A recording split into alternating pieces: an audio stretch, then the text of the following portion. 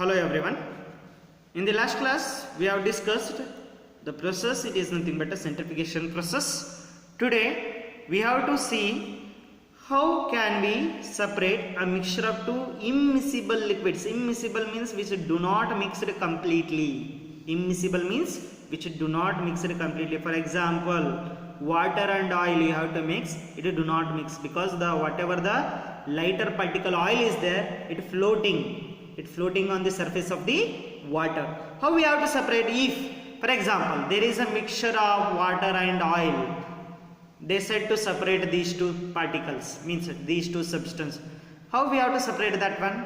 That process we have to discuss here. Okay, let us try to separate a kerosene oil from the water using a separating funnel.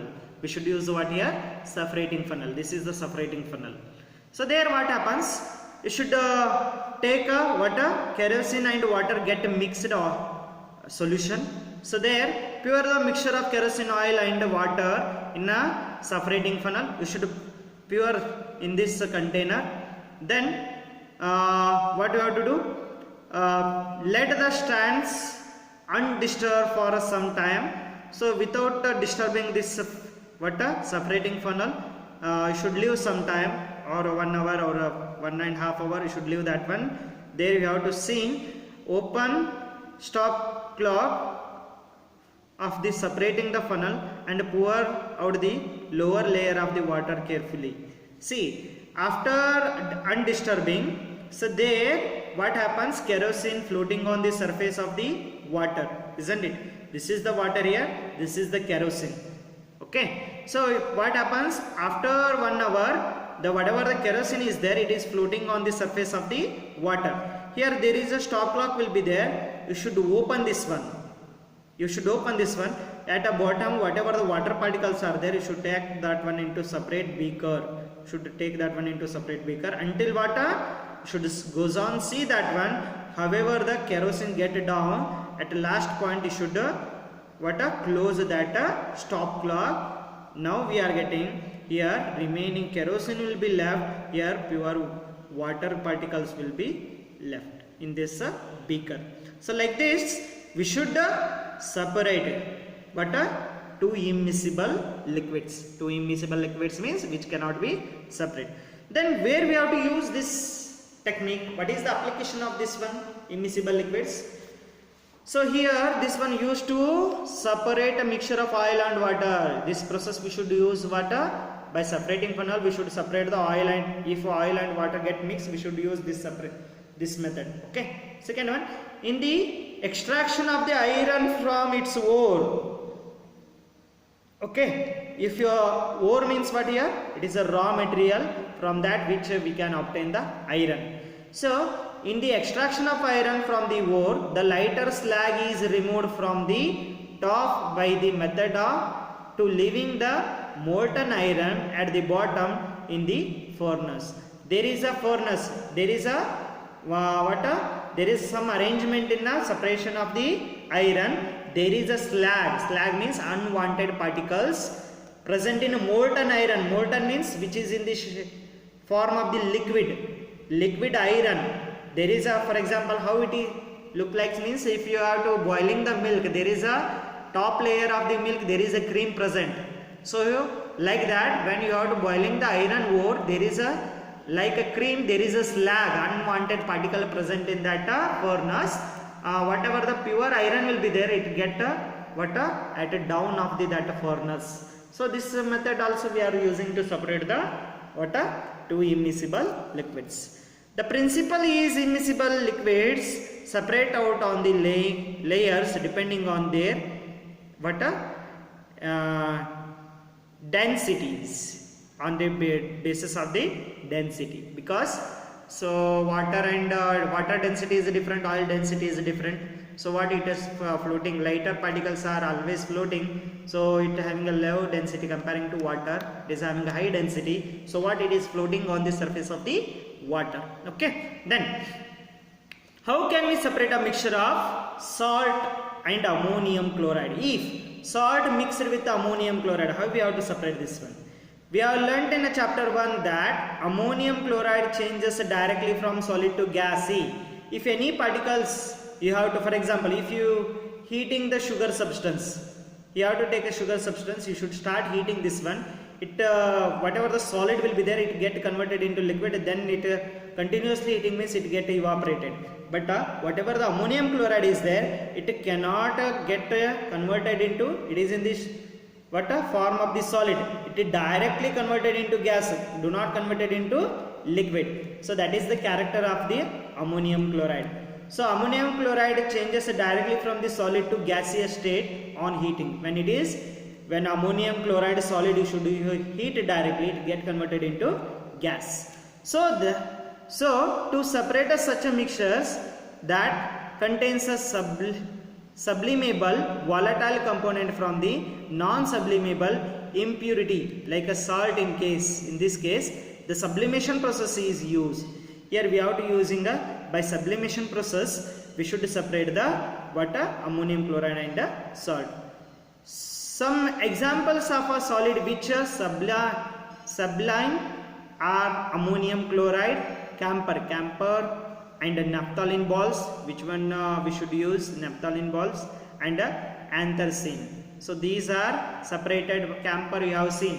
You should keep a camphor outside for 2 days. You should see that camphor is invisible after 2 days, because it get whatever the camphor will be there, it get sublimation process. It is directly converted into gas because of the room temperature. Whatever the camphor is there, it is in the state of solid, it is directly converted into gas by process is called sublimation. Okay, so here how this sublimation take place, separation of the ammonium chloride and salt. If you are having ammonium chloride and salt, so how we have to separate this one? So here see, you should mixture of ammonium chloride and salt, we have to take in a separate container. There you have to use conical flask in a reverse order. We should hold off that one. Then we should close this mouth of the conical flask with a cotton plug. You should use the cotton here. Inverted funnel, reverse. Inverted means reverse funnel. Solidified ammonium chloride. You should heat this one. Here it is the mixture of ammonium chloride and salt. So whatever the ammonium chloride is there, it get directly evaporated, and only salt remains at that watch glass. Only china dish. We are using that china dish, which is made up of the mud particle, that is like a pottery. So from that we should get a china dish. There we have to heating the ammonium chloride and salt mixture. Ammonium chloride directly on heating, it get converted into gas. What remains? Only salt remains. This process is called sublimation process. Then how we have to separate?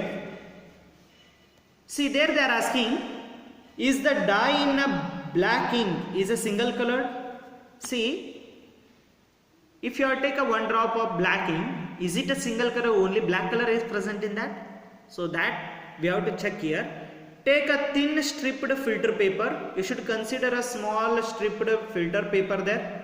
Okay, so draw a line on using a pencil approximately 3 cm above the lower level. From this 3 cm, using a pencil you should draw one line like this. Okay, put a small drop of ink, water soluble ink, that sketch pen or a fountain pen you can use, at the center of the line. You should put a 1 drop of the ink on this line. Then what you have to do? Then test tube containing water, so that the drop of the ink on the paper just above the water level as shown in the figure. You should take a separate beaker. In that beaker it contains a water. You should dip this filter paper into the water at exactly edge of the water. You should set this filter paper correctly. Then see, water goes on. This is a filter paper because it absorbs the water. Water goes on this when a water goes on absorbed by this paper, it passes through this ink particle also. You have seen this ink particle goes on spreading. It get a spreading. Watch carefully as the water rise up on the filter paper. Record your observation. So this process is nothing but a chromatography, separation of a dyes. Dyes means colors. Dyes means what here? Colors in a black ink using a chromatography. This process is nothing but a chromatography. Then what is meant by chromatography? The ink that we use has a water as a solvent and a dye is a soluble in it. So in whatever the ink you should consider, solvent act as the water here, dyes which is mixed is in that is act as the soluble in it, that is a solute. As the water rise on the filter paper, it takes along with the dye particle also. How the paper absorb the water, it passes through this dye also. Whatever the dye will be there, whatever the ink particle will be there, it gets spread out.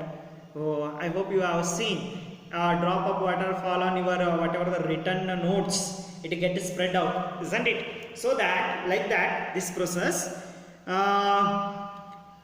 usually a dye is the mixture of two or more colors. See, so after spread out, if it is actually whatever the pen you are using, it is a black or blue color. After spread out, it look like a light green color or a light what a sky blue color, isn't it? So it is actually ink means it is not only made up of the single type of color, it is a mixture of two or more colors. Okay, the colored component that is more soluble in the water. See that color particle, what happens here? It is more soluble in the water, rises faster, and in this way the colors get separated. See, so after absorbing this water, this whatever the ink particle will be there, it gets spread out very faster because it is a filter paper, it absorbs more water in a short time, so that whatever the color will be there, it get separated out. The process of a separation of the component from the mixture is known as chromatography. What is meant by chromatography? The process of a separation of the component of a mixture is known as a chromatography. Chromatography, in a Greek word, chroma means color. Chroma means what? Color. The technique was first used by the separation of the colors. So this name was given. Chromatography is the technique used to separation of those solute that dissolve in the same solvent. So chromatography is the process we should use to separating the some solute from the some solvent. With the advancement of the technology, newer techniques of the chromatography have been developed. You will study about the chromatography in higher class. So nowadays chromatography get updated again. So that about the chromatography will learn about that one in higher classes. So then what is the application of chromatography? Where we have to use this one? Okay, to separate the colors in a dye. So chromatography we have to use in a separation of colors in a dyes. So whatever the colors present in a dye, we should separate that one. By that process we should use to separate the pigment from the natural colors. Natural colors means from the flowers we are getting some natural colors. From that flowers we should separating the color pigment, color substance. So there also we are using a chromatography. Drugs from the blood, from the whatever the drugs mixed with the blood, there also we are using this chromatography process. Okay, I hope you all are getting this chromatography. In the next class we will discuss how can we separate a mixture of two miscible liquids. In a previous class we have seen that is immiscible. Now we have to see miscible, means already mixed. So how we have to separate that one we will see in the next class. Thank you.